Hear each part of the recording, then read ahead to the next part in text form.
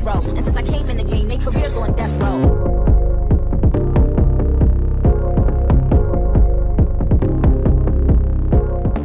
Hey guys, welcome back to my channel. So another short, simple, and keep it sweet. Okay, that's on period.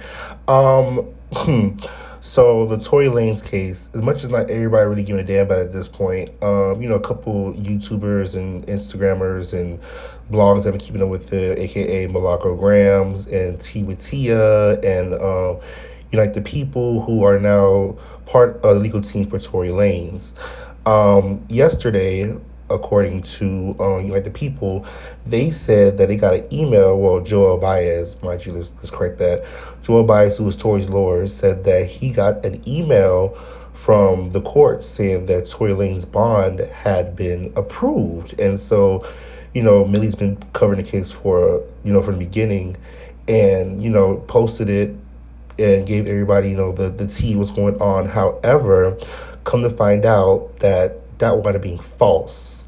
And so now we're in a situation where the internet is clowning, the blogs, whoever posted it, and blase. And so Sunstar, who was Tory's dad, came out to address the situation.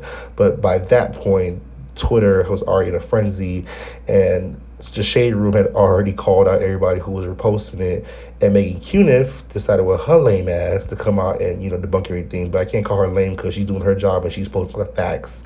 And so it just sucks because, people who are proponents of Tory Lanez who felt like he should not be in jail, of course, got their feelings hurt. And so this is Tory's dad speaking on the situation. So with that being said, like, comment, subscribe, and see you next time. And please leave your comments down below about how you feel about this, because, I'm one of those people who don't think Tory did it, but also, have to be honest, we can't do nothing about it right now. Again, he had died for the first bond, so the second bond does get approved, but, it is what it is. So, let me know how you feel in the comments. Hey, everybody. Let me just give this a moment, 60 seconds, 60 to 90 seconds, and get whoever will join in, let them join in.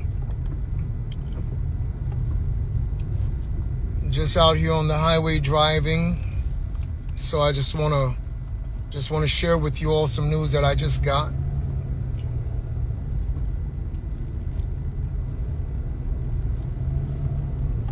Come on in, people. Come on in. Again, I want to thank you for your continued support on behalf of my son, Daystar, aka the artist Tory Lanez. So I just got some news back from our attorneys that basically shared that apparently the news we got came from someone that they believe hacked into the Second Appellate Court system and sent that news. But apparently their office is still yet waiting for the answer to come down, that somebody went ahead and jumped the gun or said whatever they said, but it did not come from the appellate court. I just spoke to you. In fact, I just spoke to the whole world to declare my joy, my thanksgiving at the news that we received. And now we're being told that it came from an anonymous source hacking into the system. Imagine that, of the Second Appellate Court in the state of California.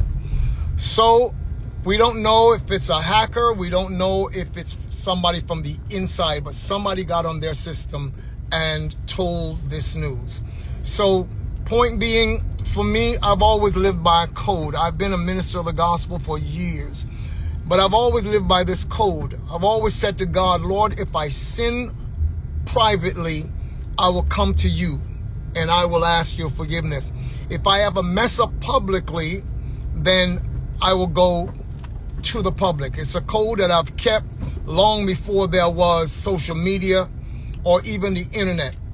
So what I just said to you just now, I think it is important for me to come back now and say to you that the news was not as we thought or as we had expected. However, we are still waiting for the word to come down. It has not yet come back from them. So I take my stand. I still believe God.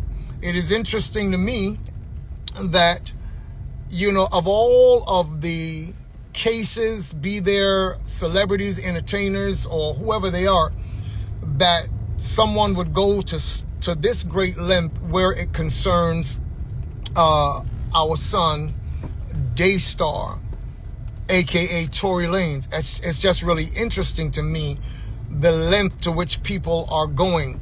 So it says to me, this is still spiritual warfare. There's still a battle at foot.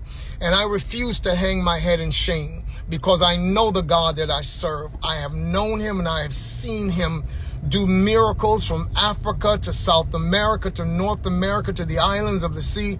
I have seen God in my life, and that's why when I stand confident in him. God says he will never allow his children to be put to shame before their enemies. So I just wanted to let you all know that I got a call back, and that's what I was told.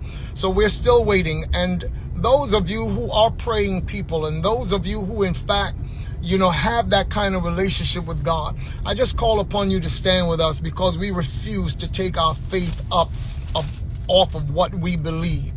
Indeed. So I just wanted to come back on here and let you know.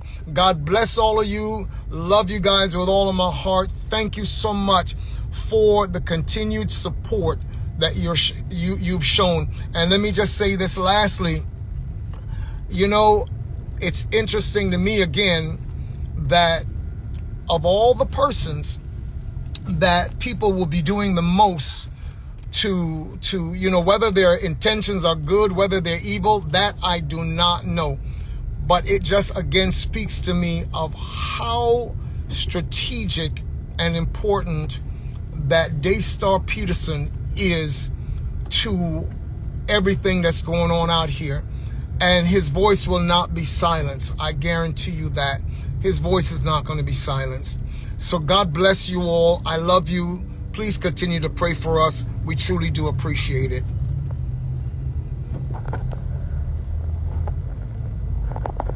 Someone once told me the grass is much greener on the other side.